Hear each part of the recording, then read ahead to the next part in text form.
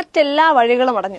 കേരളത്തിന്റെ ശാപമായി മാറിയ വന്യജീവി തെരുവുനായ പ്രശ്നങ്ങൾ പരിഹരിക്കുമെന്ന് ഉറപ്പുതരാത്ത ഒരു രാഷ്ട്രീയ പാർട്ടിയും സ്ഥാനാർത്ഥിയും തദ്ദേശ നിയമസഭാ തെരഞ്ഞെടുപ്പുകളിൽ വിജയിക്കരുത്. വിചിത്രവും മനുഷ്യത്വ വിരുദ്ധവുമായ കേന്ദ്ര നിയമങ്ങൾക്ക് മുകളിൽ അടയിരിക്കുന്ന കേന്ദ്രവും അതിനെ മറയാക്കി രക്ഷപ്പെടുന്ന സംസ്ഥാനവും അവർക്ക് പകരം അധികാരത്തിലെത്താമെന്ന് കരുതുന്ന പ്രതിപക്ഷവും ഉറപ്പു നൽകണം. ജീവഭയമില്ലാതെ ജീവിക്കാൻ ജനങ്ങളെ സമ്മതിക്കുമെന്ന്. ഒരു പക്ഷിപ്പനിയോ പന്നിപ്പനിയോ വന്നാൽ സംശയത്തിന്റെ ആനുകൂല്യം പോലും കൊടുക്കാതെ ലക്ഷക്കണക്കിന് കോഴികളെയും താറാവുകളെയും പന്നികളെയും കൊന്നൊടുക്കുന്ന ഭരണ നിയമ സംവിധാനങ്ങൾ ദരിദ്രരെയും ആദിവാസികളെയും നിർധന കർഷകരെയും കൊന്നൊടുക്കുന്ന വന്യ ക്ഷുദ്രജീവികളെയും തെരുവുനായ്ക്കളെയും തൊടുന്നില്ല. ഈ സിസ്റ്റത്തിന് പേ പിടിച്ചിരിക്കുകയാണ്. വോട്ടല്ലാതെ ഒരു വാക്സിനുമില്ല. ജനുവരി മുതൽ മെയ് വരെ 5 മാസത്തിനിടെ 1,65,136 പേർക്ക് തെരുവുനായ്ക്കളുടെ കടിയേറ്റെന്നും 17 പേർ പേവിഷബാധയേറ്റ് മരിച്ചെന്നുമാണ് വിവരാവകാശ പ്രവർത്തകൻ രാജു വാഴക്കാലയ്ക്ക് സർക്കാരിൽ നിന്ന് കിട്ടിയ കണക്ക്.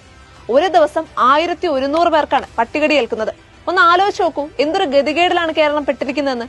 കടിയേറ്റവരിൽ ഏറെ പേരുടെയും പരിക്കുകളിലേക്ക് നോക്കാൻ പോലും ഭയമാകും. അത്ര ഗുരുതരമാണവ. ജനുവരി മുതൽ മെയ് 15 വരെ 4.5 മാസത്തിനിടെ വന്യജീവികൾ കൊന്നൊടുക്കിയത് 25 പേരെ. 92 പേർക്ക് പരിക്കേറ്റു. ഇതിൽ 19 പേരെയും കൊന്നത് കാട്ടാനയാണ്. ഇതുകൂടാതെ കഴിഞ്ഞ 1.5 മാസത്തിനിടെ നിരവധി പേർ കൊല്ലപ്പെട്ടു. വളർത്തുമൃഗങ്ങളെയും കൊന്നൊടുക്കി. കൃഷിയും വീടുകളും നശിപ്പിച്ചത് വേറെ. അപകടത്തിൽപ്പെടുന്ന ഇരുചക്ര വാഹന യാത്രികരുടെ എണ്ണമേറി.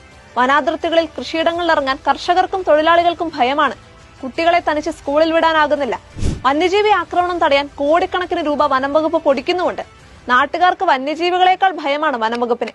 കാലഹരണപ്പെട്ട നിയമങ്ങൾക്ക് മുകളിൽ കേന്ദ്ര സർക്കാർ അടയിരിക്കുകയാണ് രണം വിരിയിക്കാൻ. വായാടുത്തമല്ലാതൊരു പരിഹാരവും സംസ്ഥാന സർക്കാരിനില്ല. വന്യജീവികളെയും തെരുവുനായ്ക്കളെയും നിയന്ത്രിക്കണമെന്ന് സർക്കാരിനോടോ ഇടപെടണമെന്ന് കോടതികളോടോ ഇപ്പോഴാരും ആവശ്യപ്പെടുന്നില്ല. ഒരു കാര്യവുമില്ല. മന്ത്രിസ്ഥാനമൊക്കെ പുനരധിവാസ സംവിധാനമായി അധപ്പതിച്ചു. പല വകുപ്പുകളിലും ഉദ്യോഗസ്ഥ ദുഷ്പ്രഭുത്വമായി.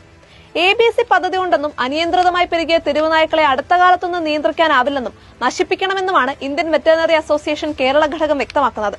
ABC എന്ന തട്ടിപ്പ് തുടങ്ങിയത് മുതലുള്ള 1/4 നൂറ്റാണ്ടിനിടെ രാജ്യത്ത് ആയിരക്കണക്കിന് സാധാരണക്കാരായ മനുഷ്യരെ തെരുവുനായ്ക്കൾ കാലാവധിക്കയച്ചു. കണ്ടു നിൽക്കാനാവാത്തത്ര ഭയാനക മരണം.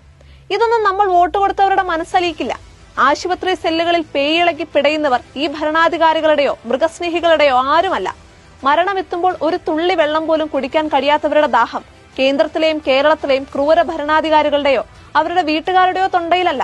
എല്ലാ മന്ത്രിമാരെയും MLA-മാരെയും MP-മാരെയും പേവിഷബാധയേറ്റവരുടെ സെല്ലുകളിൽ എത്തിച്ചു കാണിക്കണം. അവരൊരുക്കിയ കോൺസെൻട്രേഷൻ ക്യാമ്പുകളിലെ അന്ത്യപ്പിടച്ചിലുകൾ. മരണവാതിൽ കടക്കാൻ വെപ്രാളപ്പെടുന്ന കുഞ്ഞുങ്ങളുടെ മിഴികളിലും അവരെ നെഞ്ചിലിട്ട് വളർത്തിയ മാതാപിതാക്കളുടെ മിഴിനീരിലും പ്രതിഫലിക്കുന്ന നിസ്സഹായാവസ്ഥ കാണട്ടെ. ഒരാളെങ്കിലും മാനസാന്തരപ്പെട്ടാൽ അത്രയുമായില്ലേ.